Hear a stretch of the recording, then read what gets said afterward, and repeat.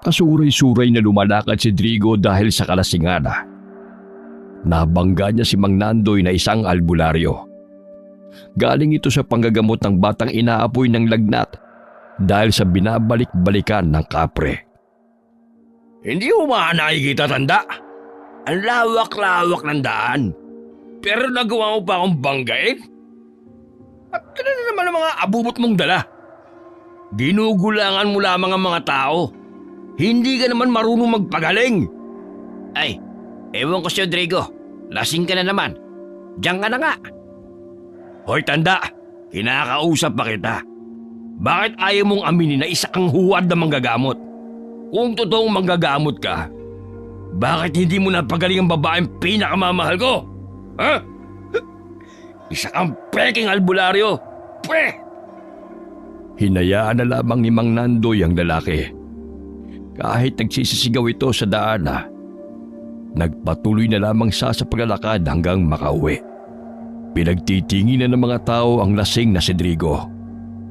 Minsan din nakakatulog ito sa daan kapag hindi na nakayanan ng kalasingan. Swerte na kung makauwi pa ito ng bahay. Malakas na itinulak ni Drigo ang pinto ng kanilang bahay. Nagulat ang binatilyong si Leona nang pasalampak na tinakpan ng tiyuhin ng kaldero nang makitang kamote ang nakahain sa lamesa.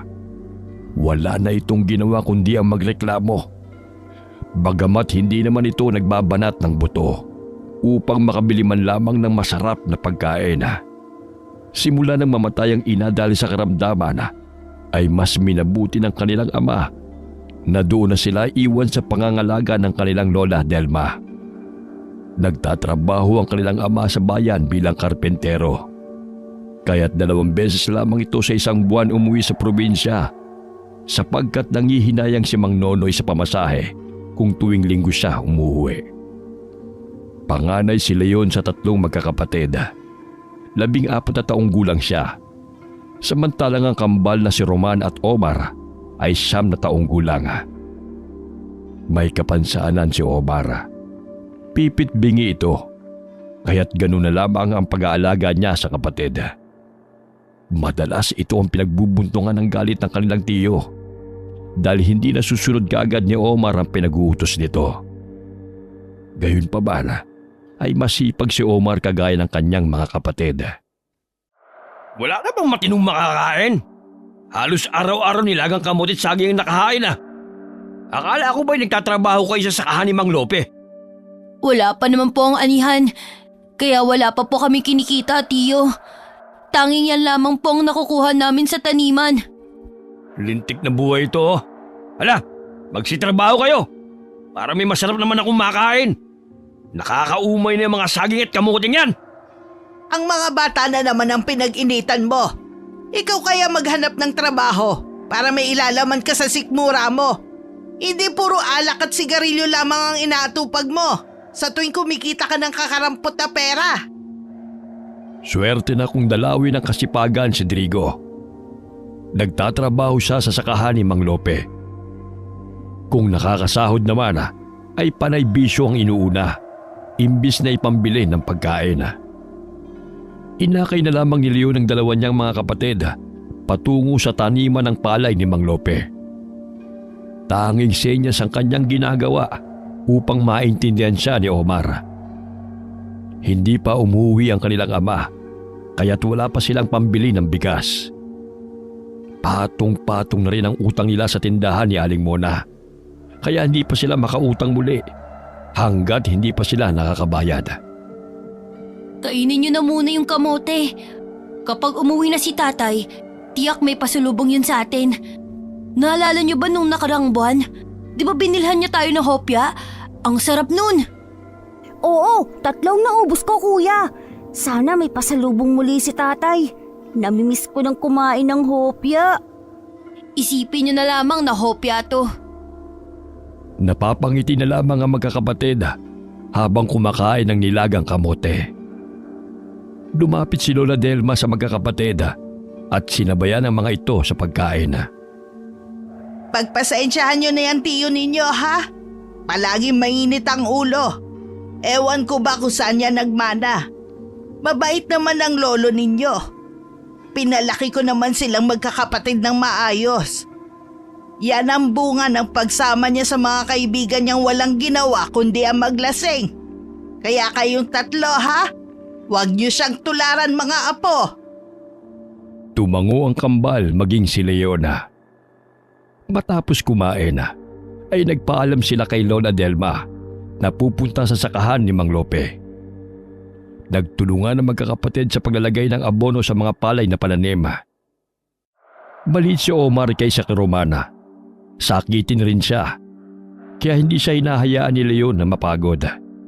Madalas ay pinagpapahinga niya ito sa ilalim ng puno ng mangga, bagamat gusto ni Omar na tumulong sa kanila. Basta sandali lang, Omar. Isa pa, hindi ka pwedeng makalanghap ng kemikal. Mamaya hikain ka na naman. Tanggalin mo na lang ang mga ligaw na damo sa paligid. Kapag nakaramdam ka ng pagod, magpahinga ka. Naiintindihan ni Omar ang gustong ipahiwatig ng kapatid sapagkat nagsasalita ito habang umaaksyon.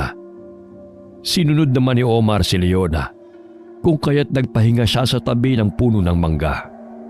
Nagpalinga-linga si Omar sa paligid nang mapansin na may tumamang maliliit na bato sa kanya, hanggang sa matuon ang kanyang pansin sa punso.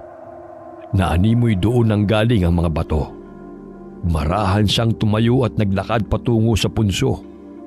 Malapit na sana siya nang hawakan siya ni Roman sa balikat. Omar, ang sabi ni Kuya bawal tayong lumapit sa punso. Baka manuno pa tayo. Gusto mo bang mamagay ang mga paa mo? Hindi natin nakikita ang mga duwende. Baka maapakan mo't magagalit sila sa'yo. Tumango si Omar bilang tugon sa kapatid. Bumalik sila sa lilim ng mangga at hinintay si Leona. Oras ng tanghalian, kinuha ni Leon ang plastik na laman ng kanilang baon na nilagang kamote. Pinagsaluhan nila yung muli. Ilang sandali napansin nila si Mang Lope na may dalang basket. Mga bata, ano bang baon nyo? Saluhan nyo na muna ako. Naparami kasi ang pagkain pinadala ni Amanda. Naaawa ang Ginoo sa magkakapatid sapagkat ilang araw na saging at kamote ang paulit-ulit na baon ng mga ito. Sinadya niyang damihan ng dalang baon upang ibigay sa magkakapatid. Batid niyang gutom na gutom ang mga ito sapagkat kitang-kita sa mga mata ng tatlong bata ang saya nang makita ang pritong bangos at tinolang manok. Hinay-hinay lang sa pagkain mga bata, baka mabulunan kayo. Marami pa rito Maraming salamat po sa inyo, Mang Lope. Isang linggo na po kasing hindi kami nakakain ng kanin at ulam. Huwag kayong mag-alala. Araw-araw ko na kayong dadalhan ng pananghalian. Talaga po? Hindi nakukulo ang tiyan ko sa kamote at saging nito? Natawa ang Ginoo sa sinabi ng bata. Baya-maya'y napadaan si Drigo sa kanilang kinaroroonan, kaya't napatigil sila sa pagkain. Abay, tamang-tamang dating ko Boss, baka pwede namang humingi ng makakain. Ibigay mo na lamang sa akin, imbis sa mga walang kwenta mga batang yan. Anong walang kwenta? Ang sisipon ng mga batang to. Kaya tularan mo mga pamangkin mo para hindi ka na mamalimos na makakain. O ito, at umalis ka na. Matapos na ibigay ni Mang Lope ang kanin at isda na ibinalot sa daon ng saging, ay agad na umalis si Drigo. Nalanghap ng Ginoo na amoy alak pa ito. Pag sinaswerte ka nga naman may grasang kusang dumarating. Huwag niyong tularan ng inyong tiyo. Mainam na mag-aral kayo para hindi habang buhay kawawain kayo niyan. Sa edad na 14 ay nasa ikalimang baitang pa lamang si Leon sa elementarya sapagkat pahinto-hinto siya sa pag-aaral. Malayo ang paaralan sa kanilang tirahan. Mahigit 2 kilometro ang kanyang nilalakad patungo sa kanilang paaralan. Mahirap pa ang daan, kaya sa tuwing tag-ulan ay hindi siya nakakapasok sa eskwela dahil madulas at mapanganib. Lampas na ng kinsenas, hindi pa rin umuwi ang kanilang ama. Nag-aalala na si Leona, baka ano na ang nangyari kay Mang Nonoy. Bakit kaya hindi pa umuwi si ama? Lampas 2 linggo na oh. Baka nagkasakit yun. Wala pa namang mag-aalaga sa kanya ron. Puntahan kaya natin sa pinagtatrabahuhan niya, kuya. Naku, ang layo nun at wala tayong pamasahe. Konti pa lamang naiipon ko sa lata. Ang ibang pera kasi, binili ko na ng gamot nang nagkasakit si Omar. Mabuti na lamang ay nagtatrabaho ang magkakapatid sa sakahana. Kahit papano, ay nakatatanggap sila kahit maliit na sahod mula sa pag-aalaga ng mga pananim ni Mang Lope. Nalilibre pa ang kanilang pagkain kahit wala pa ang anihana. Itinatago ng mabuti ni Leo ng pera na kanyang kinikita upang hindi kunin ng kanyang tiyo. Inilalaan niya yun sa kanyang pangmatrikula kapag siya'y nakabalik ng pag-aaral sa susunod na pasukana at pambili rin ng gamot sa tuwing magkakasakit silang magkakapatid. Nagtatabi rin sila ng pagkain mula sa ibinibigay ni Mang Lope upang dalhin kay Lola Delma. Pagdating ng bahay ay sabik na inihain ni na Roman at Omar ang pansit at pandesal sa mesa upang makakain na si Lola Delma. La, halina po kayo't hanggat wala pa po si Tio Drigo. Mamaya, hindi na naman kayo makakakain dahil uubusin na naman niya ang pagkain.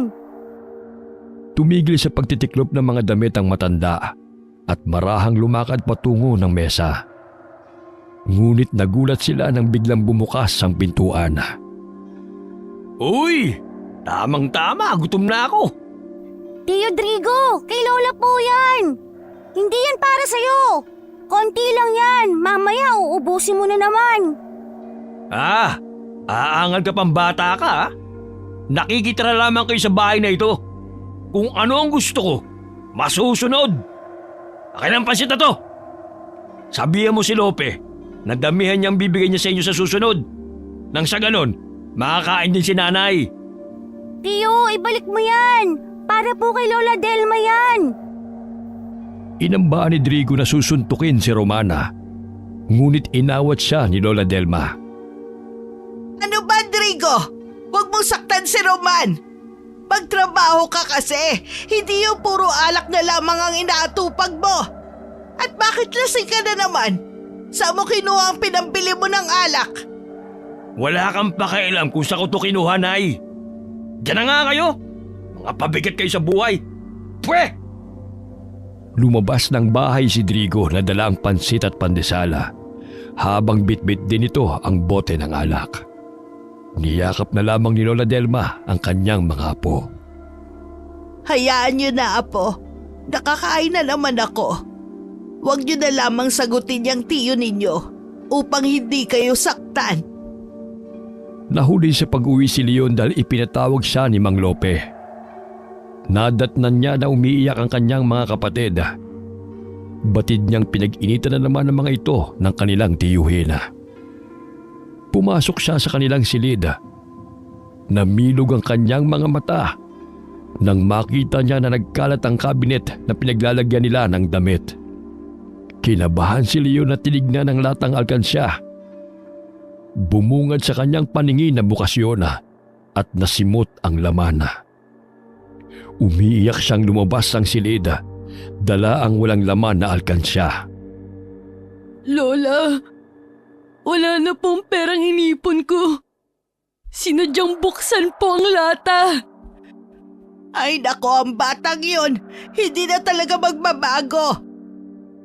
Ilang sandali ay pumasok muli si Drigo sa bahay at nadatna ng mga pamangkin na umiiyak. Oh, bakit parang namatay niyang pagbumuka niyo? Ano naman bang kadramahan yan? Ikaw bang kumuha ng pera sa alkansya ko, Tio Drigo? Ano naman kung kinuha ko? Lalaban ka?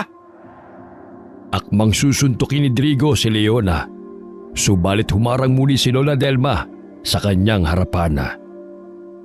Ang salbahe mo! Pinaghirapan namin yung magkakapatid! Tapos ikaw ilulustay mo lang sa alak? Para sa pag-aaral namin at gamot ni Omar yun! Nay, pagsabihan mo nga yung mga sampid mo. Ang tatapang eh. Basahin ko yung pagmumukha niya para makita niya. Ano ka ba naman, Drigo? Pati ipon ng pamangkin mo, kinuha mo pa? Hindi ka na nga nakakatulog dito sa bahay. Ano bang problema mong bata ka? Malaki, Nay. Dahil sa inyo, nawala ang babaeng pinakamamahal ko. Dahil sa pulpul ng manggagamot na yon. Walang sino man ang gustong mamatay ang asawa at magiging anak mo, Drigo. Ginawa namin ng lahat upang maisalba ang buhay ni Karina. Subalit hanggang doon na lamang siya. Buhat ng mamatay ang asawa nitong si Karina na nooy nagdadalang tao dahil sa kumbulsyon ay nagbago na ang ugali ni Drigo. Palagi na itong lasing at naghahanap ng away. Dahil sa malayo ang ospital sa kanilang lugar, ay tanging sa albularyo lamang sila nagpapagamot. Hindi na pagaling ni Mang Nandoy si Karina, kaya't ganun na lamang ang puot ni Drigo nang mamatay ang pinakamamahal nito. Dahil sa labis na pagkainis, ay malakas na hinagis ni Drigo ang bote ng alak kay Leona. Mabuti na lamang ay nakailag ang binatilyo, kaya hindi siya tinamaan. Kuyumang kamaong nagngingit-ngit sa galit si Leona. Pahikbi siyang bumalik ng silid at inayos ang nagulo nilang mga damit. Sumunod sa kanya ang kambala at niyakap na lamang ang kanilang kapatid dahil sa kalupitan ng kanilang tiyuhin. Hindi rin nila magawang iwanan si Lola Delma sapagkat mahina na rin ang paningin nito dahil sa katarata. Kaya tinitiis na lamang nila ang kalupitan ng kanilang tiyuhin na batugan at barumbado. Pumanhik ng kanilang silid si Lola Delma upang kausapin ang kanyang mga apo. May dinukot si Omar sa kanyang bulsa at ibinigay yun kay Lola. Agad na binuksan ni Lola Delma ang dahon ng saging. Abay, pandesal to, Omar. Para sa akin ba talaga to? Baka nagugutom ka, apo, kainin mo na to. Malamlamang mga mata habang nakatingin si Omar kay Lola Delma at gusto niyang kainin yun ni Lola. Huwag ninyong paniwalaan ang sinabi ng Tio Drigo ninyo na pabigat kayo. Napakaswerte ko dahil nabiyayaan ako ng mababait na apo. Niyakap nila si Lola Delma dahil ito na ang tumayong mga magulang nila buhat ng mamatay ang kanilang ina at magtrabaho ang kanilang ama sa bayan. Habang nagpapahinga muli si Omar sa lilim ng puno ng mangga, ay may bumabagsak sa kanyang maliliit na bato. Nagpalinga-linga siya sa paligid upang tukuyin kung sino ang may kagagawa noon. Natuon ang kanyang pansin sa punso at naaaninaw niya na may maliit na tao na kumakaway sa kanya. Gumingisi pa ito at panay ang talon. Napamangha siya sa nakitang elemento kung kaya't lumakad siya patungo sa punso. Napatigil siya sa paglalakad nang hablutin siya ni Drigo. Hoy, bata! May pagkain ka ba dyan? Ha? Na ibinigay ng amo nyo? Pailing-iling habang mababanaag ang takot sa mukha ni Omar. Tumatalsik pa ang laway ng tiyuhin sa kanyang pisngi. Amoy alak na ito kahit tanghaling tapat pa lamang. Alam kong tinatago mo lamang ang mga pagkain. Ibigay mo sa akin kung ayaw mong masaktan. Pinandilatan niya ng mata ang pamangkin at mahigpit pa nitong hinihila ang kwelo ng damit ng kawawang bata. Maya-maya'y may sumalpok na bato sa noo ni Drigo. Kaya't nabitiwan niya si Omar nang sapuin niya ang noo. Lintik kang bata ka? Mahuli lang kita! Babalihin ko yung buto mo! Tumakbo patungo sa kinaroroonan ni Leon at Roman ang kapatid. Itinuturo nito ang tiyuhin na nakahandusay sa lupa. Ilang sandali na tanaw nila ang galit na si Drigo, kung kaya't nagtago sila upang hindi sila saktan nito. Ano bang ginawa mo? Bakit nagalit ang demonyong yan? Pailing-iling si Omar at inaksyon na kinuwelihan siya ng tiyuhin. Palakas ng palakas ang sigaw ng lalaki habang pasuray-suray na tinatahak ang daan upang hanapin ang mga pamangkin. Ilang sandali pa'y may nabangga itong babae na nakasuot ng bestidang itim at may kasama itong tuta. Hoy! Huwag kang ang paharang-harang sa dinadaanan ko. Bah, pwedeng gawing pulutan ng tuta mong yan ah. Kaya na nga yan, upang mapakinabangan. Napaatras si Drigo ng muntikan na siyang kagate ng mabangis na tuta. Matalim siyang tinitigan ng babae habang nakaharap ito sa kanya. Hoy! Anong tinitingin-tingin mo sa akin? Hindi ang katulad mo ang tipo kong babae. Ang gusto ko, maganda, balingkinitan, at ayoko sa amoy lupa. Napahagalpak sa tawa si Drigo habang kinakantsawan ng babae. Ilang sandali pa'y lumakad ito palayo sa lalaki. Ngunit muli itong napasulyap kay Drigo bago tuluyang lumayo. Lasing na talaga si Tio. Pati tuta pinagdiskitahan. Animoy nakalimutan na nito ang paghahanap kay Omar at pinuntahan na naman ito ang mga kainuman. Gabi na nang nakauwi si Drigo. Naalala na naman ito ang galit kay Omar kung kaya't halos masira na ang pintuan ng silid ng magkakapatid nang kalampagin niya ito. Dahil matagal siyang pagbuksan, malakas niyang sinipa ang pintuan. Pinagbubulyawan niya ang magkakapatid at sinugod pa nito ang bagong gising na si Omar. Ikaw na pipikang bata ka. Walang hiya ka talaga eh. Tignan mo ang ginawa mo sa noo ko. Pailing-iling na tumingin si Omar kay Leona. Ibig niyang ipahiwatig na hindi siya ang may kagagawa noon. Ilang sandali pa'y lumipad ang takip ng kaldero patungo sa kinaroroonan ni Drigo, maging ang mga stainless na mga pinggan at baso. Nagulat ang magkakapatid at laking pagtataka nila kung sino ang may kagagawa noon. Nagtamo ng malaking bukol si Drigo at mga galos sa katawan. Ano ba, Drigo? Gabi na'y nambubulabog ka na naman. Kung ayaw mo matulog, magpatulog ka. Marahil nagambala mo ang mga elementong naninirahan sa paligid, kaya't nangyari yan sa'yo. Baka bukas mamagana yung bibig mo sa kakaputak. Hindi nga nagkamali si Lola Delma sa kanyang sinabi. Namaga ang mukha ni Drigo at ang mga binti nito. Nahirapan siyang tumayo at maglakad kung kaya't hindi niya nagawang lumabas ng bahay upang makipag-inuman. Yan na nga ang sinasabi ko eh. Ipapatawag ko na lamang mamaya si Nandoy para magamot ka niya. Dahil sa pamamaga ng bibig ay nahirapan si Drigo sa pagsasalita. Tanging ungol na lamang ang ginagawa nito. Mabuti nga yan sa kanya, Omar. Ang salbahe niya kasi. Pangiting tugon ng bata sa kanyang kambala. Ilang sandali na milog ang mga mata ni Omar at itinuro ang kanyang nakikita na naroon sa ibabaw ng mesa. Ano ba yan? Mga baso lang naman ang nasa mesa. Pailing-iling si Omar at hinawakan ang mga mata ng kambala at pinalaki niya ito. Ilang sandali pa'y nagulat si Romana nang maaninaw ang isang maliit na tao. Mahabang balbas nito hanggang tuhod. Mga 45 sentimetro lamang ang taas nito. Maya-maya'y nawala rin ito sa paningin ng kambala. Simula ng araw na yon ay palagi nang nagpapakita ang duwende kay Omar. Alas 5 ng hapon dumating si Mang Nandoy sa bahay ni na Lola Delma. Nadatnan niya si Drigo na nakahiga sa papag. Ginamot niya ang lalaki sa pamamagitan ng pagtatawas.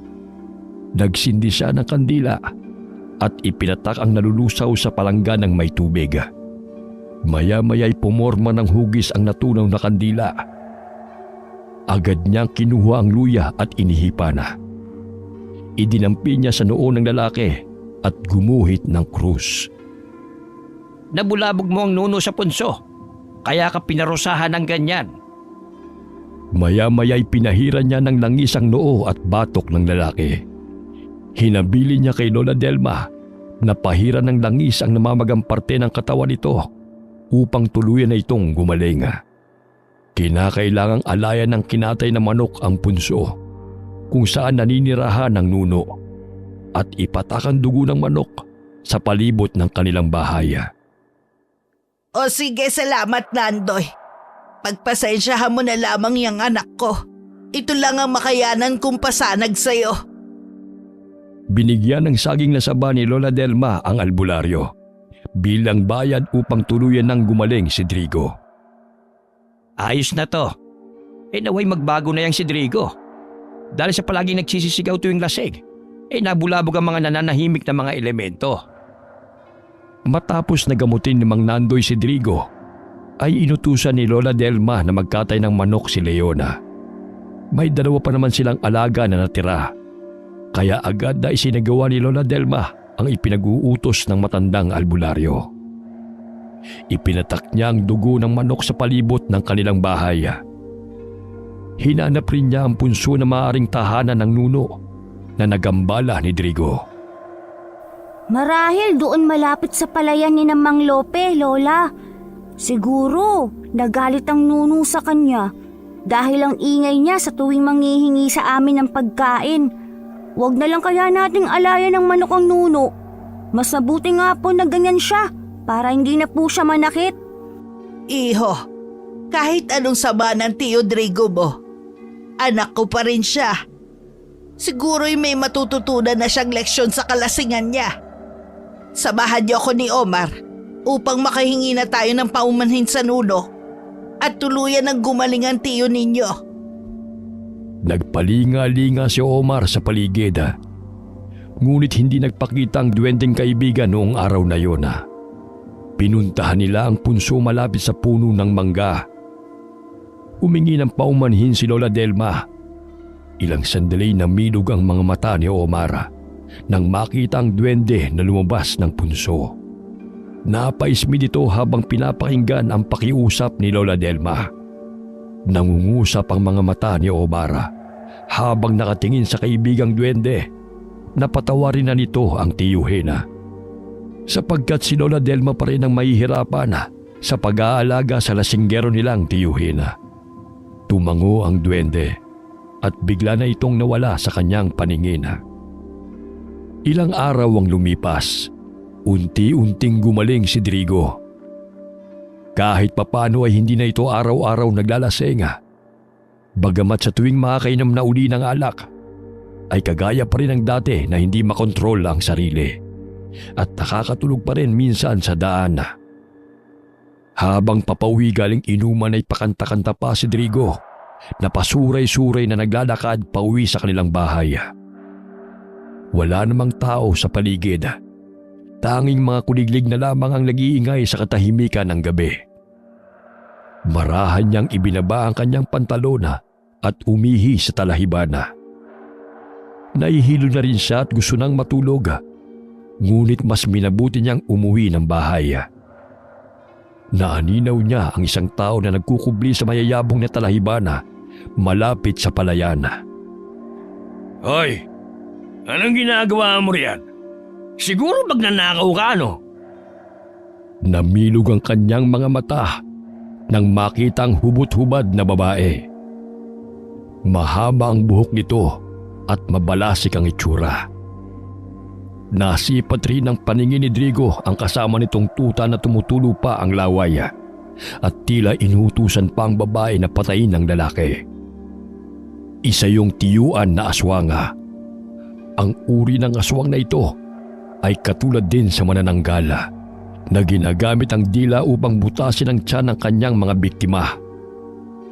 Karaniwan ang binibiktima nito ay mga buntis. Ngunit meron namang tiyuan na aswang na nambibiktima ng pangkaraniwang tao at tanging atay lamang ang kanilang kinukuha rito. Bagamat hindi nahahati ang katawan nito, ang tuta niyang kasama ay ang kanyang amo na siyang nag-uutos sa kanya na pumatay at kung sino ang kanilang bibiktimahin. Hindi rin ito lumalaki. Bago pa man makasigaw at makahingi ng tulong si Drigo, ay malakas na binutas ang tiyuan na aswang ang kanyang tiyana gamit ang matalim at mahabang dila nito. Paulit-ulit ring sinakmal ng tutang aswang ang kanyang leeg. Sumisirit pa ang dugo nito. Kinuha ng babaeng aswang ang kanyang atay at masayang nilantakan nila ito ng kasama niyang tuta.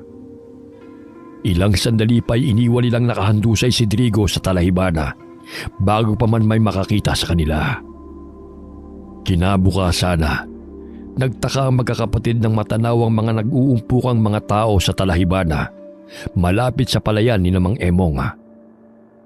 Dali-dali silang naglakad patungo sa mga tao upang makiusyoso. Nagulat sila nang makita ang tiyuhing si Drigo na dilat ang mga mata habang wakwak ang tiyan nito. Ilang sandali pa'y may mga kapulisang dumating. Dali-daling tumakbo si Leon patungo sa kanilang bahay upang ipagbigay alam kay Lola ang kanilang natuklasan. Lola, sumama po kayo sa akin! May masamang nangyari po kay Tio Drigo! Ha? Ano na naman nangyari sa batang yon? Inalalayan ni Leon si Lola Delma hanggang marating nila ang kinaroroonan ng bangkay ni Drigo. Hindi makapaniwala si Lola Delma nang makita ang sinapit ng kanyang anak. Sino ang may gawa niyan sa kanya, mamang pulis? Ayon sa mga otoridad ay nawawala ang atay ng biktima. Walang sino man ang nakakita kung sino ang pumaslang kay Drigo. Niyakap na lamang ni Leon si Lola Delma. Kahit ganun ang kanilang tiyo, ay mahal pa rin ito ng kanilang lola. Sa di kalayuan ay nasipat ng tingin ni Omar ang babaeng may kasamang tuta. Itinuro ito ni Omar sa kambal. Marahil galing siya sa kabilang bundok. Alam mo naman na maraming dumadaan dito sa atin papunta roon, di ba? Tumango si Omar. Ilang sandali na baling na naman muli ang kanyang paningin sa babae. Matalim itong nakatingin sa kanilang kinaroroonan bago ito lumayo. Naging sospek sa pagkamatay ni Drigo ang kanyang mga kainuman kaya't inimbitahan ang mga ito sa presinto. Ngunit lahat sila ay iginiit na wala silang kasalanan sa pagkamatay ng lalaki. Umuwi ito matapos ng kanilang inuman bandang 9:00 ng gabi. Marahil ay nakatulog na naman ito sa talahibana dahil sa kalasingan. Walang matibay na ebidensya na magtuturo sa mga kaibigan ni Drigo kung kaya't naabuswelto sila sa kaso. Napaawang ang bibig ni Mang Nonoy nang makitang may lamay sa kanilang bahay at may ilang taong naroon. Dali-dali siyang tumakbo upang tukuyin kung sino ang namatay. Kinakabahan siyang pumanik ng bahay sa takot na isa sa kanyang mga anak o ang kanyang ina ang pumanaw. Nagulat siya nang bigla siyang sinalubong ng kambal. Tay, mabuti at umuwi na po kayo. Matagal ka na po naming hinihintay. Pasensya na kayo anak. May tinapos lang na trabaho si tatay. Nasaan ang kuya at lola mo? Sinong nakaburol sa bahay? Nasa poso po si kuya. Si lola naman ay nagsasaing. Si Tio Drigo po ang namatay. Natagpuan siyang walang buhay. Malapit sa palayan na wakwakan tiyan.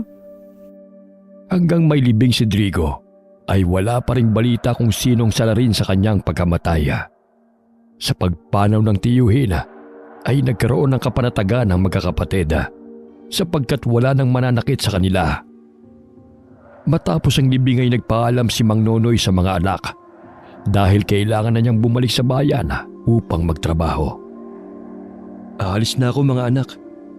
Leon, alagaan mong yung mga kapatid, lalo na ang lola mo. Mag-ingat po kayo ron, Tay. Nasanay na ang magkakapatid sa pag-alis ng kanilang ama. Gustuhin man nilang makapiling ito, ngunit kinakailangan ito magtrabaho upang kahit papano ay may pantusto sa kanilang pangangailangan, lalo na't matagal pa ang anihana. Nagimbal ang mamamayana dahil sa pagkalat ng balitang may aswang na gumagala sa kanilang lugar. Hindi nakaligtas ang manugang ni Mang Emong nang salakay ng aswang ang kanilang bahay. Ayon kay Mang Emong, mahimbing silang natutulog nang biglang pumalahaw sa iyak ang kanyang 5 taong gulang na apo. Nagising rin ang anak niyang si Jeffrey, kaya't nasalba nito ang buhay ng anak bago pa ito mapatay ng aswanga na nakasampa sa kanilang bubungana. Dali-daling kinuha ni Jeffrey ang balisong na nakasabit sa dingding at lumabas sa bintana upang habulin ang aswanga. Nagtulungan sina Mang Emong at Jeffrey sa pagtugi sa aswanga. Subalit nakatakas ito dahil sa matulin nitong tumakbo. Nangangatog sa takot ang kanyang apo hanggang sumapit ang umaga. Gayon na lamang ang paghihinagpis ni Jeffrey nang makitang wakwak ang tiyan ng kanyang asawa at wala nang sanggol sa sinapupunan nito. Kuya, baka aswang din ang pumatay kay Tiyo. Wakwak din kasi ang tiyan niya ng matagpuan. Hindi ko alam. Marami din kasing kaaway si Tiyo. At saka hindi naman siya buntis katulad ni Aling Tessa. Diba ang aswang, mga laman loob ng taong paborito nilang kainin? Maging tayo ay maaari niyang kainin. Gusto rin nila ng mga bata. Tumangutango si Omar bilang pagsang-ayon sa kambala. Ilang sandali natuuna naman ang kanyang pansin sa kanyang tabi. Animoy may kinakausap din ito. Omar, sino naman ang kinakausap mo riyan? Hindi ka nga nagsasalita, pero ang ingay naman ng ungol mo. Itinuturo nito ang kaibigang duwende at may ibinigay itong bato sa kanya. Upang lubos na maintindihan ni Roman ang ibig sabihin ng kapatid, ay hinawakan niya ito sa ulo at tinitigan ang mga mata. Hindi maipaliwanag ni Roman kung bakit tila nagsasalita ang kanyang kambal sa pamamagitan ng paggamit ng kanyang isipan. Binigyan kanya ng proteksyon, depensa at lakas upang mailayo sa kapahamakan. Gamitin ang kanyang ibinigay upang maiiwas kanya sa masasamang loob dahil nararamdaman niyang may itim na elemento na gumagala sa paligid na naghahasik ng lagim. Gusto kanyang iligtas mula dito dahil laging matalik kanyang kaibigan. Tumango-tango si Omar dahil tama ang pagkakaintindi niya sa gustong ipahiwatig ni Omar tungkol sa sinabi ng kaibigan nitong duwende. Simula nang maibigay ng duwende ang mutya na pagmamayari nito kay Omar, ay may kakayahan na itong makipag-usap ng maayos sa pamamagitan ng kanyang kambal. Si Roman ang kanyang naging boses at tagapagsalita. Ang bait naman ng kaibigan mong yan. Tanungin mo nga siya kung marami siyang pagkain. Nagugutom na kasi ako eh. Umiling-iling si Omar at sinabi sa isipan ng kapatid na hindi sila maaaring kumain ng pagkain ng mga engkanto, sapagkat kapag nakakain sila ay hindi na sila makakabalik pa sa mundo ng tao. O sige na nga, maghahanap na lamang ako ng kamoting kahoy. Halika Omar, sama mo ako. Tumakbo sila patungo sa kasukalan. Nagulat silang magkapatid nang sinalubong sila ng tuta. Natakot si Romana dahil hindi pangkaraniwang tuta yun. Kulubot ang balat nito sa mukha at may mapupulang mga mata na tinutubuan ng mayayabong na mga pilikmata. Napatras silang dalawa, ngunit mabangi silang sinugod ng tuta at akmang kakagatin. Ngunit bago pa man nakasampang mabangis na tuta sa kanilang kinaroroonan, ay bigla silang naglaho sa kawalan na animoy hangin. Nagpalinga-linga ang mabangis na tuta kung saan naroon ang kambal. Subalit malakas itong tumilapo ng hambalusin siya ni Omar gamit ang sanga ng kahoy. Hindi niya tayo nakita. Kayong nasa tabi lang naman niya tayo ah. Ngumiti si Omar sa kambal. Ilang sandali pa'y tumakbo patungo sa kanilang kinaroroonan si Leona. Nakikita nga tayo ni Kuya eh. May pagkaduling ang pangit na asong yun. Ngayon lang ako nakakita ng ganong itsura ng tuta. Sino kaya nagmamayari doon? Ang sabi ko sa inyo, huwag kayong lumayo eh. Bali-balita pa naman ng aswang. Mamaya kalad ka rin kayo at kainin.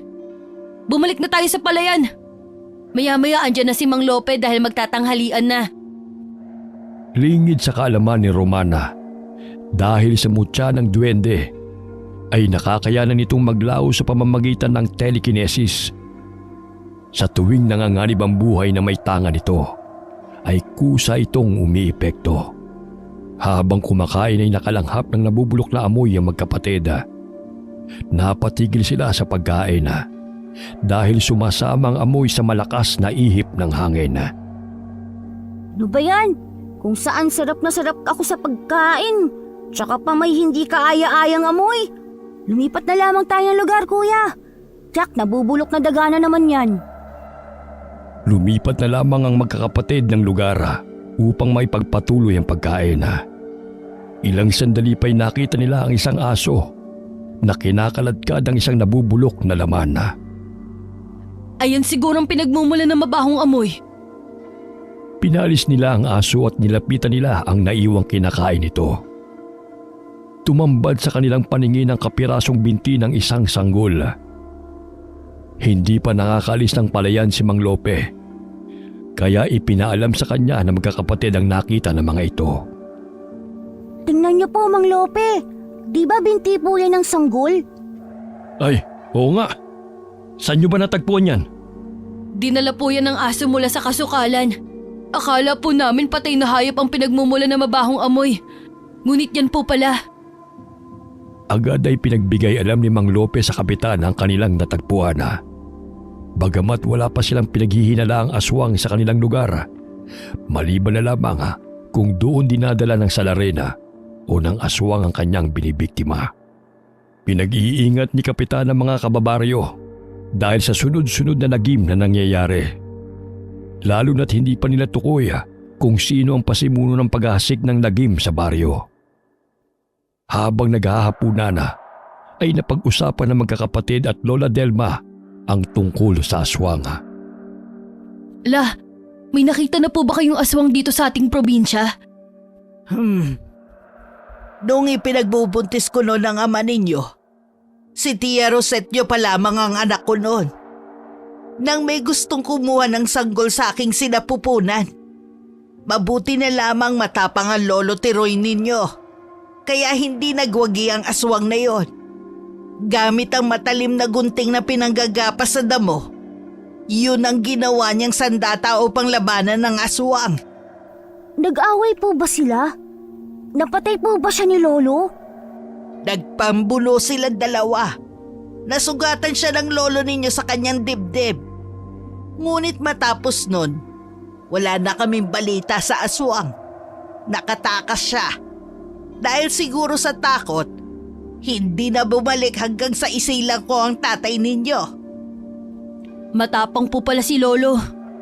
Oo, matapang ang lolo ninyo at higit sa lahat mapagmahal. Ngunit katulad siya ni Omar, ang kaliwa niyang tenga hindi nakakarinig. Bulol din kung magsalita. Napahinto sila sa pag-uusap ng may kumalabog sa bubungan. Tumindig ang balahibo ng magkakapatid. Ngunit hindi nagpadala sila yon sa takot. Kinuha niyang itak at hinasa sa hasaang bato. Sa gayon ay marinig yun ng aswang at matakot sa kanyang ginagawa. Ilang sandali pa'y narinig nila na may lumundag pababa ng kanilang bahay at kumaripas ito patakbo palayo. Lola, marahil aswang po yun. Mag-ingat kayo mga apo. Gayong talamak ang patayan. 1 linggo pa lamang namatay si Tessa. Lumulusob na naman ang aswang sa kabahayan. Kahit wala pang hating gabi, nagpapalit sila ng anyo. Kaya nilang magpalit ng anyo. Kung kailan nila gustuhin. Lalo na ngayon, kabilugan ng buwan. Sa tulong ng kanilang langis, nakakapagpalit sila bilang aswang. Kaya mag-ingat kayo sa mga taong inyong nakakasalamuha. Huwag basta-basta magtitiwala, lalo na't hindi pa ninyo lubusang kilala. Opo, Lola. Tumango si Omar bilang pagsang-ayon kay Lola Delma. Habang tumatagal ay natutuklasan ni Omar ang kapangyarihan ng mutya na ibinigay sa kanya ng kaibigang duwende. Paminsan-minsan ay nagpapakita ito sa kanya at tinuturuan siya kung paano gamitin at alagaan ito. Sa pamamagitan ng isipan ay nagkakaintindihan sila. Maging sa panggagamot ay tinuturuan niya ang bata.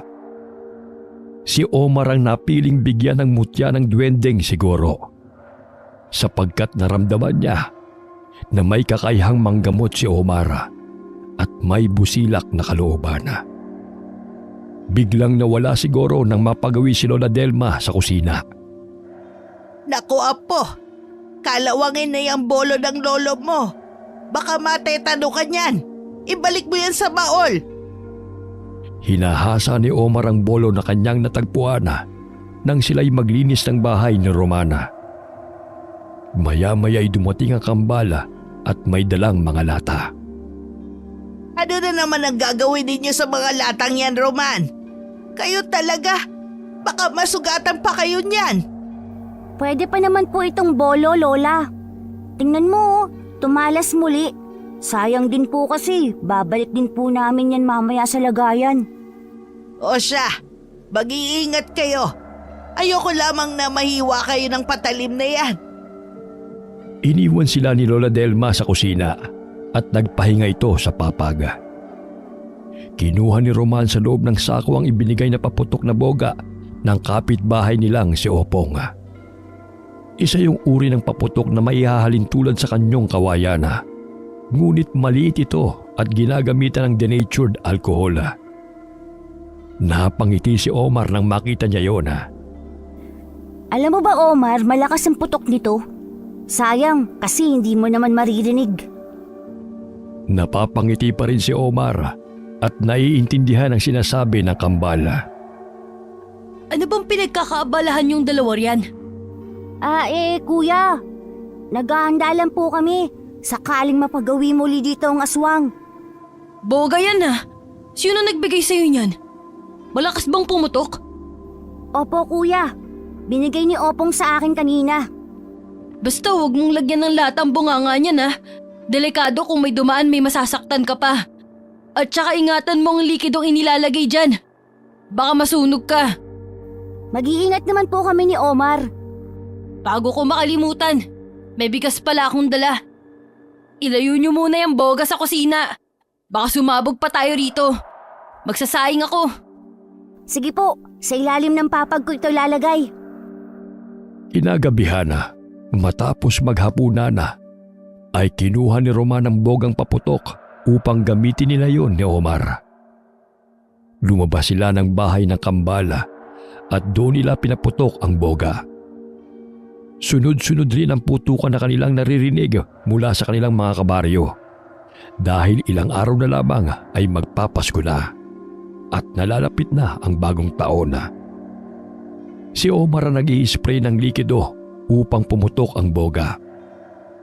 Malakas ang putok na pinakawalan noon kung kaya't napamangha si Roman. Tiyak na aalis ang masasamang espiritu sa ingay nito, Omar. Bagamat bingiman ay naaaliw si Omar sa tuwing nagpapakawala ng sunod-sunod na putok si Romana.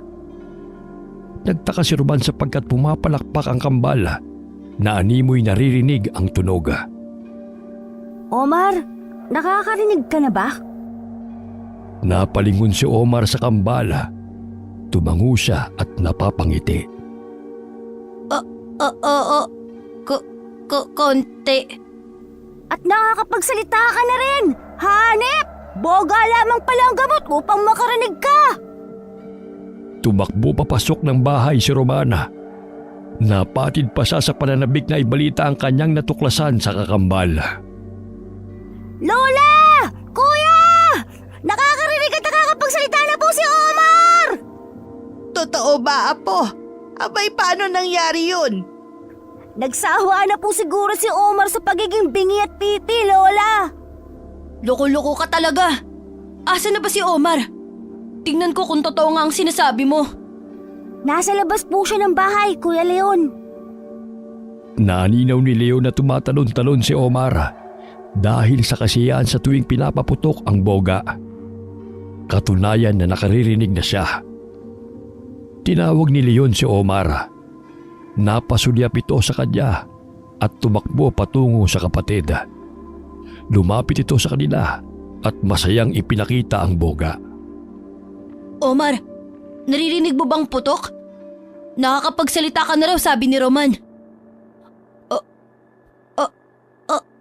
Opo, kuya. Totoo nga. Salamat naman sa Diyos at gumaling ka na.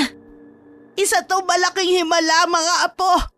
Natutuwa ako nakakapagsalita na si Omar. Bagot ka na ba sa pagiging tahimik, Omar? Nakakapanis din kasi ng laway kapag hindi nagsasalita, no? Si Goro pagaling sa akin. Sana nilubos na lang niya ang pagpapagaling sa'yo. Bakit utal-utal pa? Nagsisimula pa lang makapagsalita si Omar. Kaya pa konti-konti, igagaya mo talaga siya sa kadaldalan mo.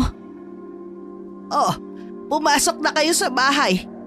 Ingatan niyo yung paputok, baka mapano pa kayo. Bago pa man makapasok ng bahay ang magkakapatid, ay napansin nila si Mang Ulipo na humahango sa pagtakbo. Binati siya ng magkakapatid at sinabi nitong susunduin niya si Mang Nandoy upang ipagamot ang nagsusuka niyang anak. Dali-dali umalis ang Ginoo upang mailigtas ang buhay ng kanyang anak. Samahan mo ako, Roman. Gamutin na natin ang kanyang anak. Alam mo, Omar, mas mabuti pang kausapin mo na lamang ulit ako sa pamamagitan ng iyong isipan. Mas maintindihan pa kita. Ayaw mo bang magsalita ako? Hindi naman sa ayaw. Kaso nga lang ang tagal nating matapos sakaling may gagawin pa tayo. Tulad niyan, gusto mong gamutin ang anak ni Mang Olipo. Kaya tara na, bago pa yung mamatay.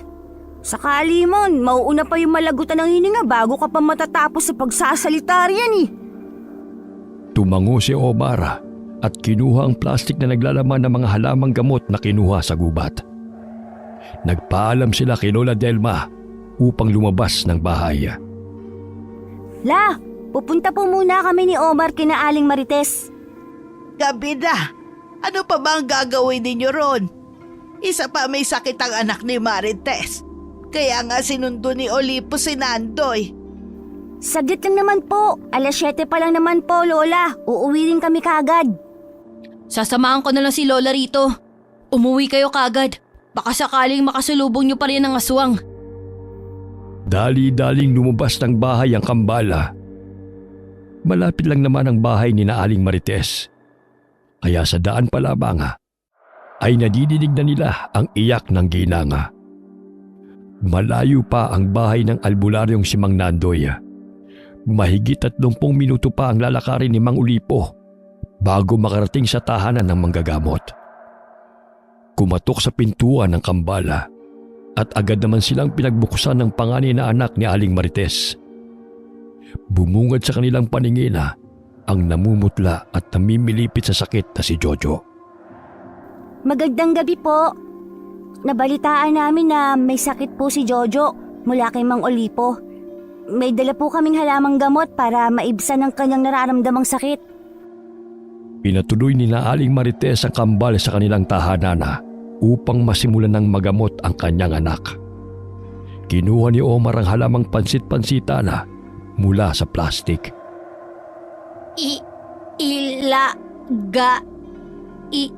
Ito sa sabi ni Goro.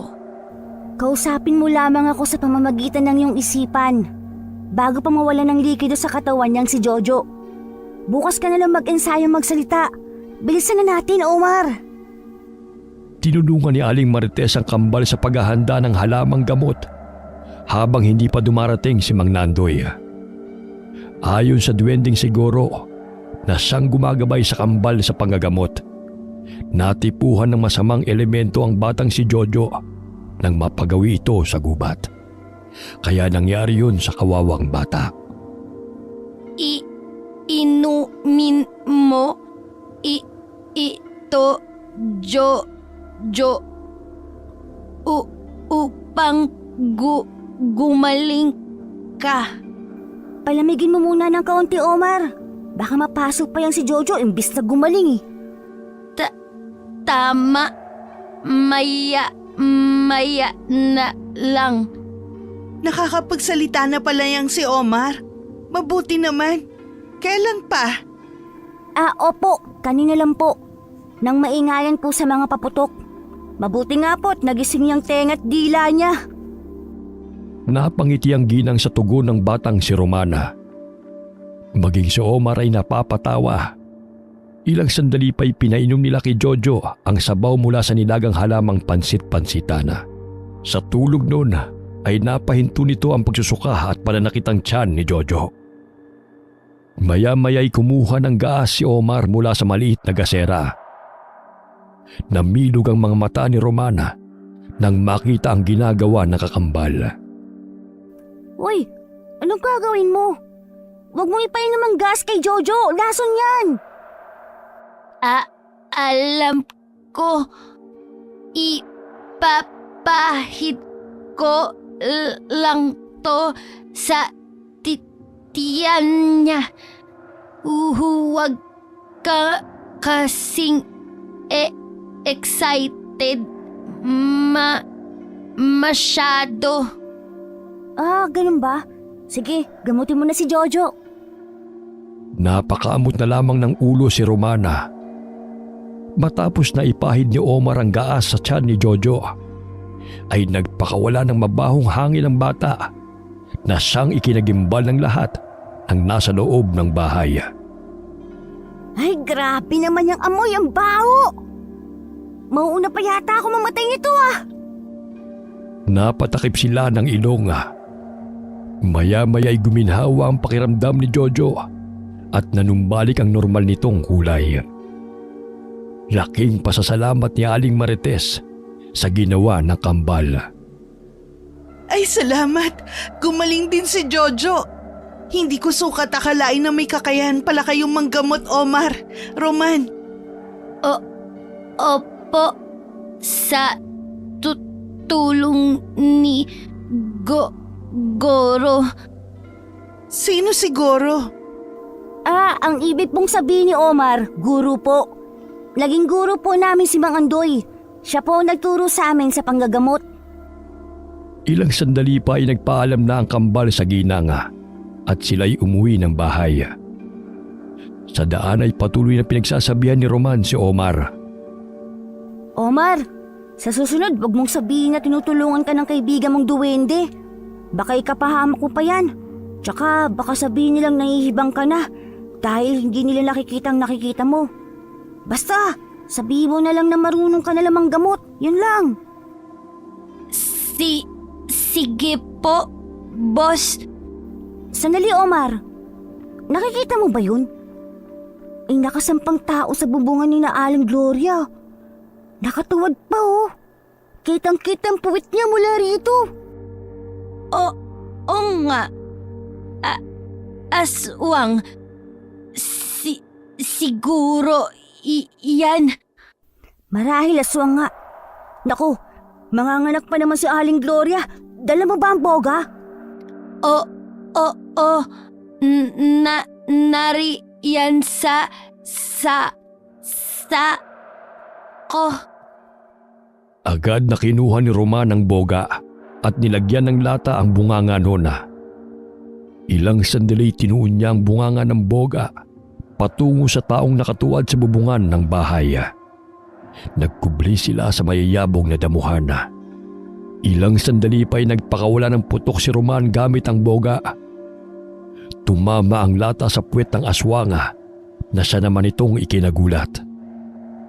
Sunod-sunod na lata ang sumalpok sa kanyang katawan dahilan ng kanyang pagtataka kung sino ang may gawa noon.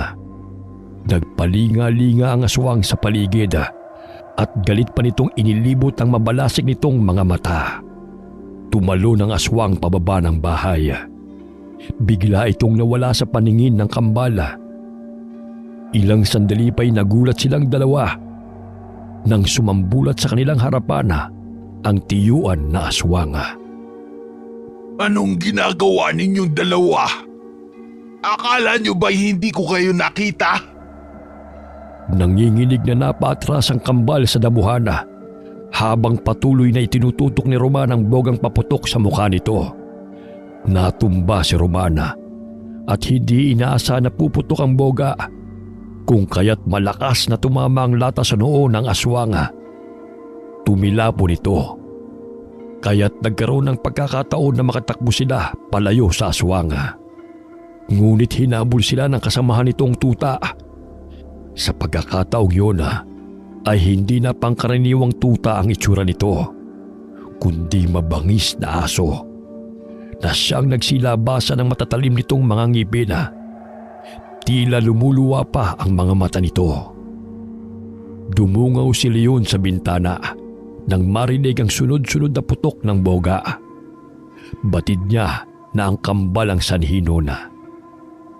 Namilog ang kanyang mga mata nang makitang kumakaripas ng takbo ang mga kapatid habang hinahabol ng mabangis na tutang aswang.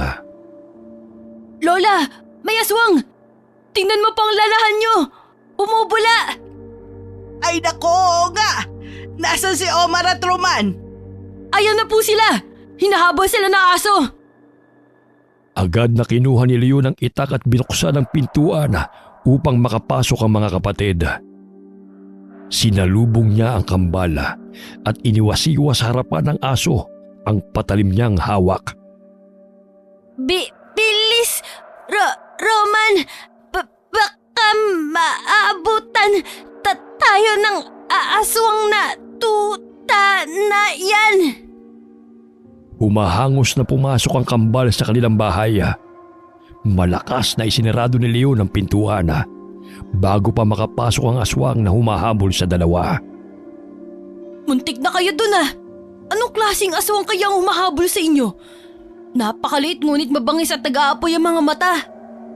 Sus Mario Josep, sinasalakay na naman tayo ng aswang. Abay bumalik na naman ang mga masasamang nilalang. Ilang sandali pa'y naririnig nila ang mga kalampag sa dingding. Kinuha ni Omar sa ilalim ng papag ang pinuto na dulo ng kawayan.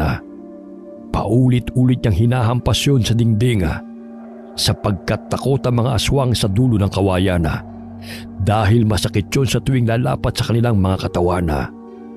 Maihahalin tulad sa buntot ng pagi.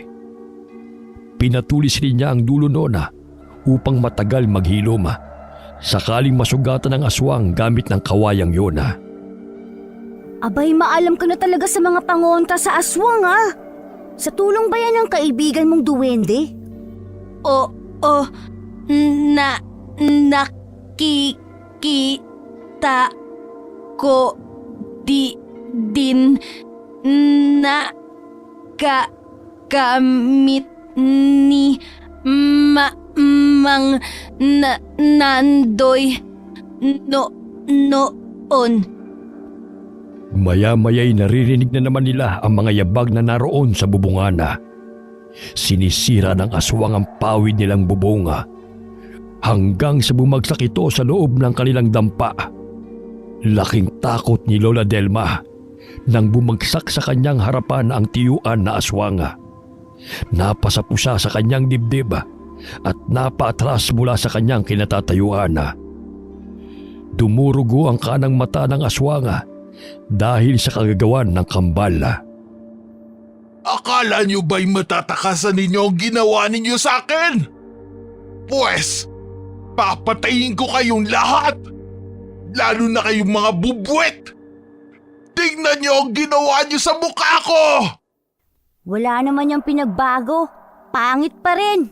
Anong sabi mong walang yakang bata ka? Minana mo na yata ang pagkabingi ni Omar. Ang sabi ko, mas lalo kang pumangit. Biglang itinutok muli ni Roman ang boga sa mukha ng tiyuan na aswang at walang pagdadalawang isip na pinaputok yun kung kaya't tinamaan na naman ito sa ilong. Diyos ko mga apo, mag-iingat kayo sa mga aswang na yan! Lola, umalis na tayo rito. Ayokong saktan ka ng aswang. Inalalayan ni Omar si Lola Delma palabas ng bahay. Samantalang ang tutang aswang ay sinugod ni Leona upang hindi nito maabutan sina Lola Delma at Omar. Nakasalubong ni na Omar si Mang Nandoy, kaya't humingi sila ng tulong sa matandang manggagamot. Nandoy, tulungan mo ang aking mga apo! Sinusugod kami ng aswang! Ngunit kailangan munang gamutin ang aking anak bago pa ito lumala. Magaling na po siya. Paano? Kani-kanina lamang ay halos mamatay na siya sa sakit.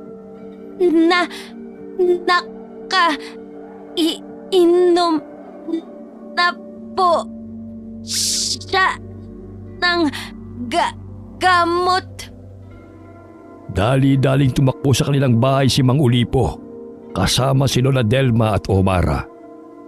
Nadatnan niya roon ang mag-anak at mahimbing na natutulog na si Jojo. Guminhawa na ang pakiramdam ni Jojo sa tulong ng kambal. May dala silang halamang gamot. Kung kaya't nalunasan ang naramdamang sakit ni Jojo. Olipo, tulungan mo ang aking mga apo. Sinasalakay sila ng mga aswang.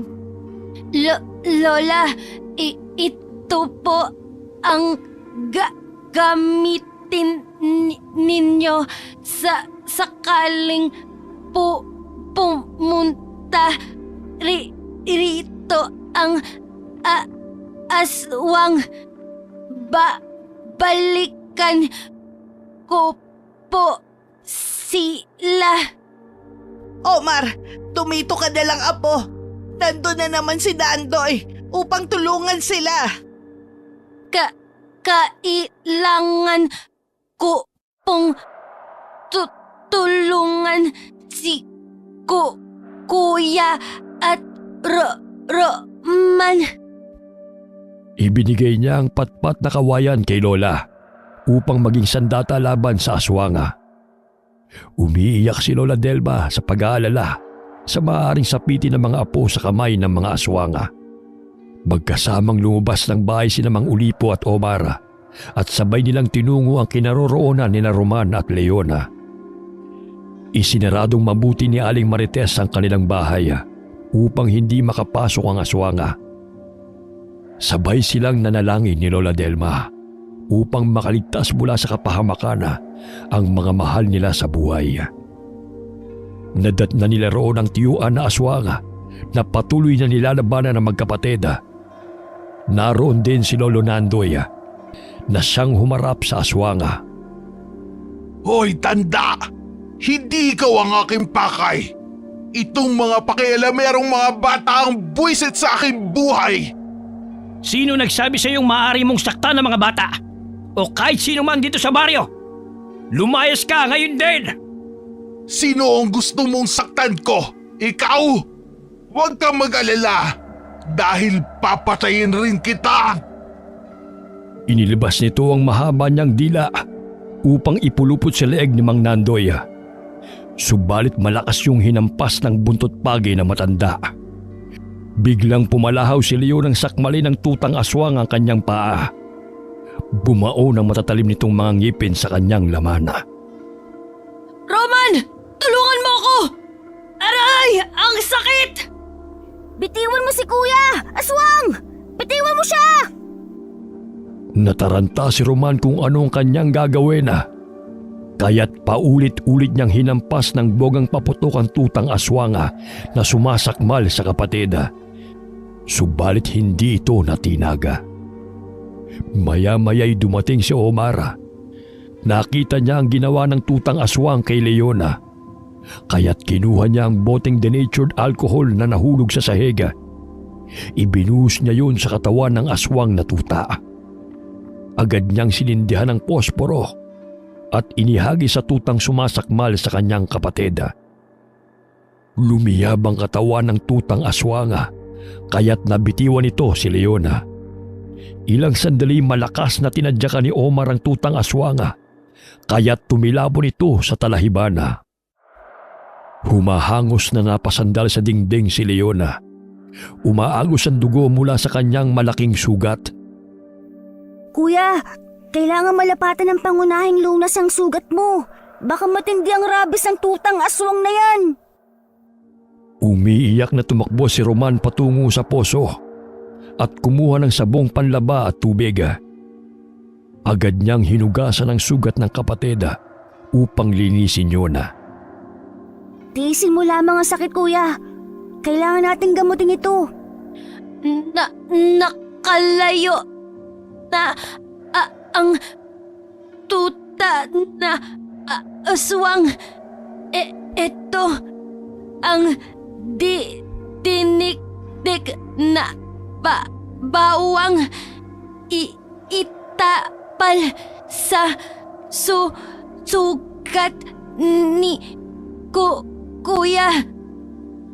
Agad na sinunod ni Roman ang inutos ng kambala.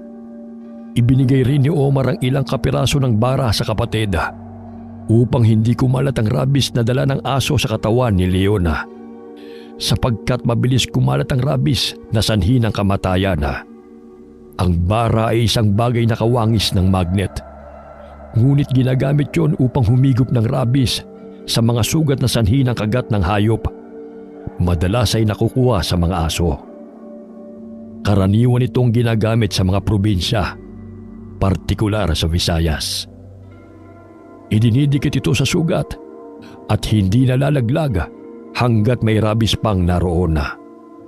Ang bara ay ginagamit sa panggagamot na tinatawag na patandok o tandok, ginagawa ng mga tradisyonal na mga manggagamot.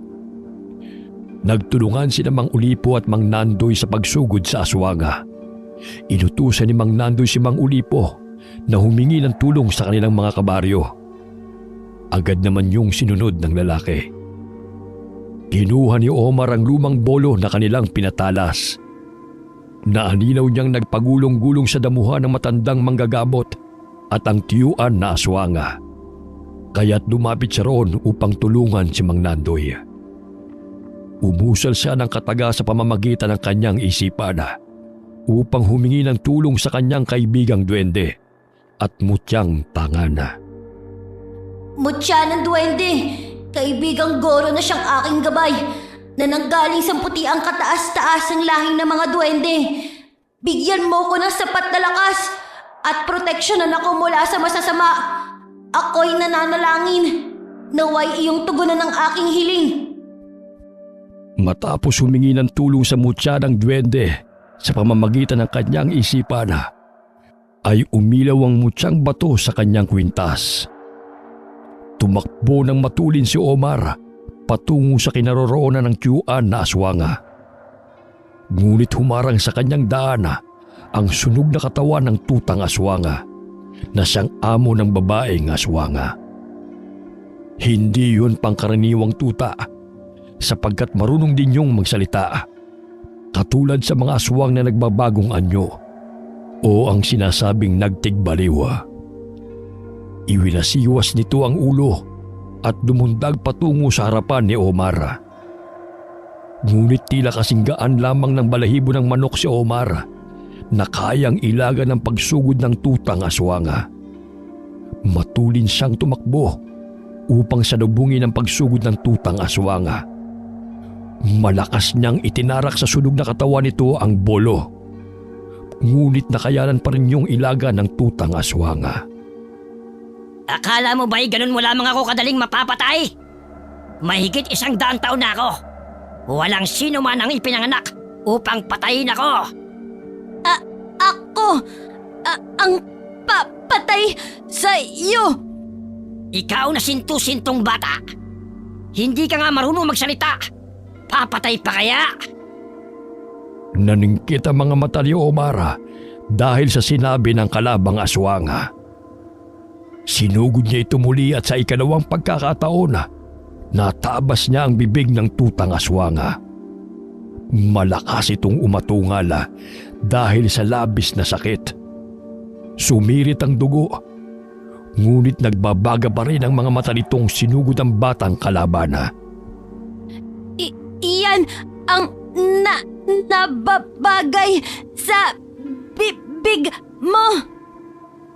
Inundayan niya muli ng saksak ang aswang na tuta. hanggang sa malagutan ito ng hininga. Samantala, sadyang malakas ang babaeng aswanga kaya't dinaganan nito si Mang Nandoy. Pinahaba nito ang kanyang dila upang wakwakin ang tiyan ng manggagamot. Ngunit napatigil ito sa kanyang ginagawa nang ihagis ni Omar ang bangkay ng tuta sa kinaroroonan ng tiyuan na aswanga. Bumagsak yun sa tabi nito. Nandilat ang mga mata ng babaeng aswanga at nanggigil sa galit na dinampot ang bangkay ng tuta. Ayan ang tuta mo! Tustado! Ulang iya ka! Anong ginawa mo sa kanya? Pagbabayaran mo ang pagkitil sa kanyang buhay! Dinampot ng aswang ang tuta at kumaripas ng takbo patungo sa kasukalan. Maraming sugat na natamo si Mang Nandoy dahil sa laban nila ng aswanga. Sadyang malakas ang aswang na yun dahil kabilugan ng buwan. Inalalaya ni Omar ang matandang manggagamot upang makaupo.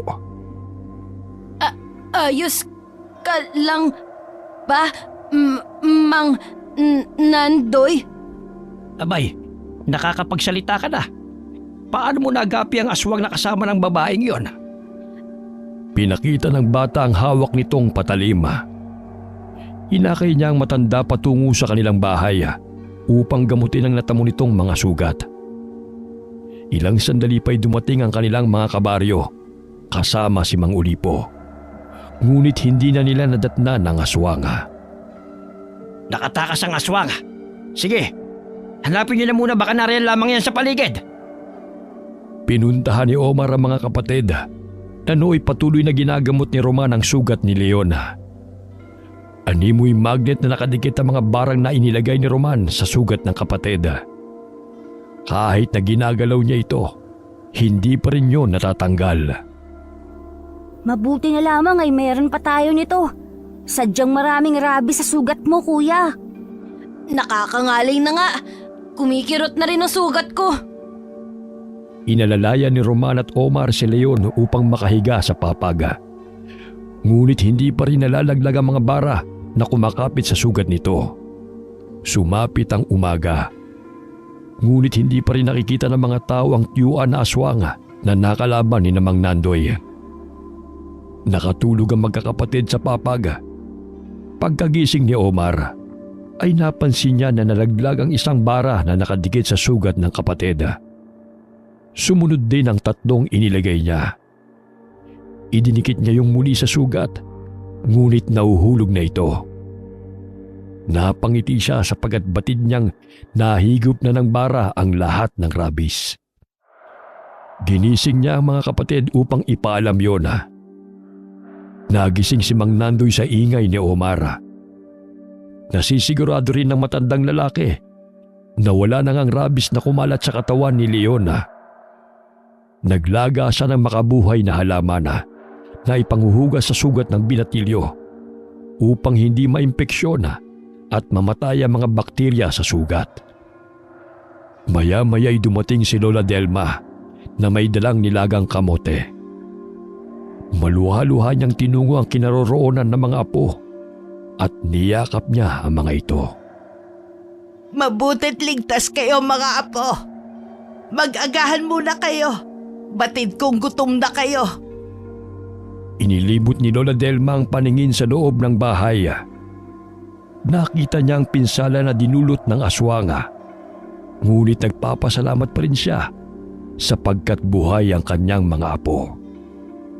Abay, hindi ko sukat akalain na matatapang pala itong mga apo ninyo, Nana Delma. Lalo na yan si Omar. Maliit lamang, ngunit napatay niya ang alagang tuta ng aswang. Nabalitaan ni Mang Lope ang nangyari sa magkakapatid, kaya pinuntahan niya ang mga ito at kinumusta. Naawa siya sa kalagayan ng mga ito, lalo na nang makitang nasira ang tinitira nilang dampa. Magandang araw, Lola Delma. May pagkain po pala akong dala para sa inyo. Kumusta na po kayo at ang mga bata? Nagpapahinga po sila sa kanilang silid. Si Leon may malaking sugat sa binti. Kaya pansamantala muna siyang hindi makakapagtrabaho sa inyong palayan, Ginoong Lope. Lumabas ng silid ang kambal at kinausap ang Ginoo. Maging si Leon ay paika-ikang lumabas. Magandang araw po, Mang Lope. Pasensya na po hindi ako nakapanik ng palayan ngayong araw. Ayos lang yon. Nag-aalala lang naman ako nang mabalita ko nangyari sa inyo mula kay Mang Nandoy. Nakasalubong ko kasi sa kanina at nakita ko marami siyang sugat. Ayun, naikwento niya sa akin ang nangyari. Kaya kinakailangan natin mag-ingat. Lalo na kayo. Batid kong babalik ang aswang na yun. Napagpasya ni Mang Lope na ipaayos ang bahay na tinitirhan ng magkakapatid at ni Lola Delma. Sa gayon ay hindi basta-basta masisira ng aswang sakaling mapagawin muli doon. Marupok na rin ang dating bahay at inaanay na. Kaya madaling nasira ng aswang ang kanilang dampa. Laking pasasalamat ni Lola Delma na magtulong-tulong ang mga kabaryo sa pagkumpuni ng kanilang bahay sa pamumuno ni Ginoong Lope. Gawa sa nara ang kanilang dingding at yero ang kanilang bubonga. Tiyak na mahihirapan ang aswang na sirain muli yun. Maging ang mga kabaryo naging handa sa paglusob muli ng aswang. Lalo na sa may mga maliliit na anak at nagdadalang tao. Kinumpuni nila ang kanilang mga tahanan upang hindi basta-bastang mapapasok ng aswang. Isang araw na lamang ay ipagdiriwang na ang Pasko. Kaya't umuwi si Mang Nonoy sa probinsya upang makasama ang kanyang pamilya. Matapos nilang magsimba sa maliit na kapilya ng barangay, ay bumisita sila sa puntod ng asawa at namayapang kapatid. Pagdating nila sa bahay, ay inutusan ni Lola Delma ang kambal na maghanap ng niyog na kakailanganin sa lulutuin niyang bilo-bilo. Kaya tumungo ang kambal sa niyugan malapit sa palayan ni Mang Lope. Mabuti naman at hindi na nakabalik ang aswang. Marahil natakot na dahil namatay ang kasama nitong asong aswang, Omar, ano? Siguro. Ngunit kailangan pa rin nating mag-ingat. Alam mo ba, Omar? Hiling ko sa bagong taon na sana diretso ka na kung magsalita. Ang tagal kasi. Ano kaya kung sumigaw ka sa bagong taon? Baka dumiretso yung dila mo. Katulad nung nasabugan ng boga yung tenga mo, kaya nakarinig ka. Umagalpak sa tawa si Omar dahil sa kapilyuhan ng kambal. Napatigil sila sa pag-uusap nang dumaan muli ang babae malapit sa kanilang kinaroroonan. Matalim na nakatitig sa kanila ang babae, bagamat nakatakip ang mukha nito ng belong itim. Di ba siya ang babaeng may kasamang tuta? Siya nga. Pero wala siyang kasama. Baka siya ang aswang, Omar. Maya-maya'y natuon ang pansin ng kambal sa paparating na si Mang Lope. May dala itong supot na ibinigay yun sa magkapatid. Masayang tinanggap ng magkapatid ang regalong damit ng Ginoo. Maging si Leon ay binigyan din. Ngunit hindi pa rin inalis ni Omar ang paningin sa babae hanggang sa pumasok ito sa kasukalan. Naku, maraming salamat po sa inyo, Mang Lope. Paborito ko po itong kulay pula. Oh, ano bang lulutuin niyo mamaya? Bilo-bilo po. Masarap po magluto si Lola. Mamaya dadalan ka po namin. Sumapit ang gabi at ilang oras na lamang ay gaganapin na ang Kapaskuhan. Pinagsaluhan ng magkakapatid ang pritong bangos ni Mang Nonoy at pansit na niluto ni Lola Delma. Naubos ang bilo-bilong niluto ni Lola hapon pa lamang dahil binigyan ng magkapatid ang kanilang mga kapitbahay. Nagpahinga sila matapos kumain. Napatigil sa paghugas ng plato ang kambal nang may marinig na nagsisigawan sa labas ng kanilang bahay. Dumungaw si Mang Nonoy at nakitang may grupo ng kalalakihan na may dalang mga pailaw. Lumabas siya upang magtanong. Sinabi ng isang lalaki na hinahanap nila ang aswang na napagawi sa kanilang bahay. Narinig yun ng kambal at nabatid nila na bumalik na naman ang aswang na kanilang nakalaban. Napalingon sila sa di kalayuan nang marinig ang sigaw ng isang lalaki. Hinablot ito ng tiyuan na aswang at walang awang winakwak ang tiyan nito gamit ang mahaba nitong dila. Kinuha nito ang atay ng lalaki bago ibinagsak sa lupa. Agad na kinuha ni Roman at Omar ang patalim. Hindi pa masyado naghihilom ang sugat sa binti ni Leona, kaya't hindi pa ito nakakalakad ng maayos. Kuya, bantayan mo na lamang muna si Lola Delma. Kami na magbabantay ni Omar sa labas ng bahay. Baka umaaligid ang aswang na yun rito. Bakit pa kayo lalabas? Sadyang mapanganib. Dumito na kayo. Sasamahan na lang natin si Lola. Diyan lang naman kami sa labas eh. Kasama ko naman si Omar. Tsaka may powers yan si Omar. Kaya hindi kami masasaktan ng aswang na yun.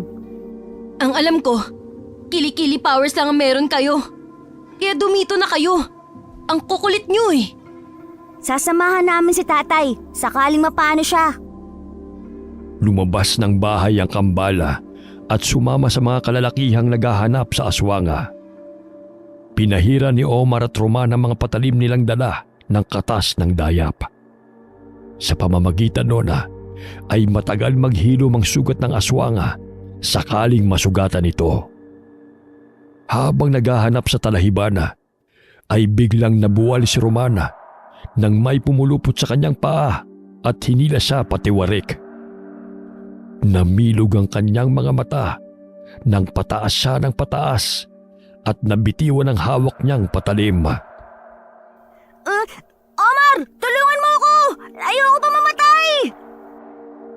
Nagulat si Omar nang makitang nakalambitin ang kapatid dahil kinakaladkad ng aswang na nooy palipat-lipat sa mga puno. Umusal ng orasyon si Omar sa pamamagitan ng kanyang isipan. Ilang sandali nagkaroon ng hindi pangkaraniwang lakas si Omar. Nakita niyang lumitaw ang kaibigan niyang duwende sa kanyang tabi at sinamahan siya nitong habulin ng kanyang kambala. Animoy ibon lamang siya na palipat-lipat sa puno ng kahoy. Namilog ang mga mata ng aswanga nang maaninaw na sinusundan siya ng bata na kamukha ng batang kanyang biktima. Pilit na iniabot ni Omar ang bolo sa kambala upang gamitin yun laban sa tiyuan na aswanga. Napabuntong hininga si Roman nang mahawakan ng patalim at sinaksak ang nakalawit na dila ng aswanga na siyang nakapulupot sa kanyang paa. Ngunit namilog ang kanyang mga mata nang mabitiwan siya ng aswanga at makita ang taas na kanyang babagsakan. Malakas na palahaw ang pinakawalan ng aswanga dahil sa naputol ang dila nito. Kasabay ng malakas na sigaw ni Romana nang babagsak ito sa talahibana. Napamangha si Roman nang animoy lumulutang siya sa ere na tila lumilipad. Ginamitan siya ng mahika ni Goro upang hindi siya masaktana. Bumagsak siya sa talahibana na hindi man lamang nakaramdam ng sakit. Ilang sandali pa'y nagulat si Romana nang marinig ang sunod-sunod na putok na pinakawalan ni Omar kasama si Opong na nagbigay sa kanya ng boga. Pinaputukan nila ang tiyuan na aswanga. Sunod-sunod rin ang mga latang sumasalpok sa aswanga kaya't hindi na nito nagawang makaalis sa puno na kanyang sinasampahan. Inaabang na rin siya ng mga tao sa maaari niyang daanan. Wala ka nang kawala ngayon. Umatungal sa galit ang aswanga, ngunit bigla itong bumagsak sa lupa nang may tumamang sibat sa kanyang noo. At nakita nila sa kanilang likuran si Mang Nandoy na albularyo. Pasinok-sinok na nangisayang tiyuan na aswanga habang pilit na binubunot ang sibat na bumaon sa kanyang noo. Sa Kapaskuhan ka pa talaga maghahasik ng lagim.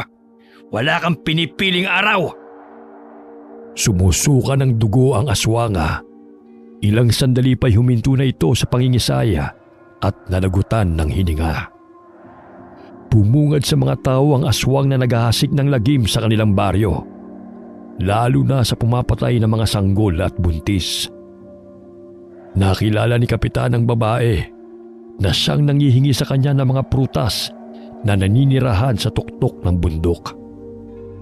Ilang araw ang lumipas matapos mamatay ang tiyuan na aswanga. Naging payapa ang baryo. Hanggang sa sumapit ang bagong taon na at masaya nila yung sinalubong. Wala nang sasaya pa na makapiling ang pamilya. Simple man ang handaan na siyang inihahain sa hapag. Ngunit ang pagmamahala ng bawat miyembro ng pamilya ay siyang mahalaga. Hanggang nabubuhay pa ang ating mga mahal sa buhay, ay bigyan natin sila ng oras, panahon at halaga. Sapagkat hindi natin alam kung kailan pa tayo mananatili sa mundong ibabaw. Ang tunay na diwa ng Pasko ay ang pagmamahalan ng bawat isa. Wakas.